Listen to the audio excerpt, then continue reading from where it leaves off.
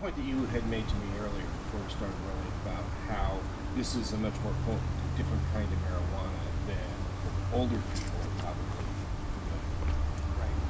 When I was 12 years old, I went through drug rehab. Start again, please? Yep. No problem. Want me to begin right now? When I was 12 years old, I went through drug rehab for marijuana and alcohol. And back then, marijuana was about 1% THC, tetrahydrocannabinol, the main ingredient that gets folks high, not to mention the 400 dangerous carcinogens that are in marijuana. Today's marijuana can be up to 16 to 33% tetrahydrocannabinol. Very potent stuff, which is why we're seeing a lot of medical complications with this. So there's a huge effort to help educate the public and let them know what's going on here. And it's a very passionate issue, for me as a father and as a husband and as a veteran who just returned from Iraq.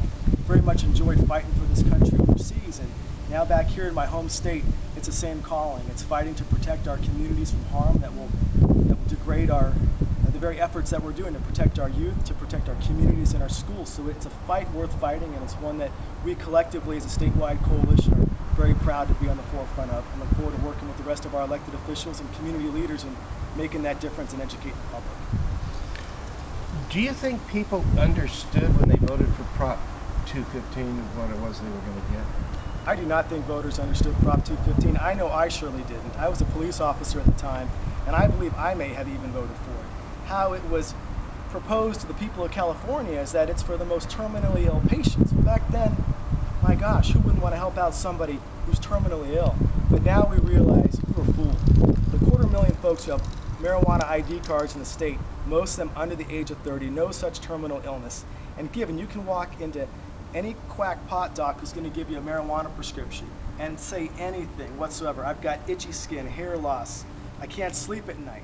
They'll even prescribe you marijuana for marijuana dependence, which is a little absurd, but that's happening in our state.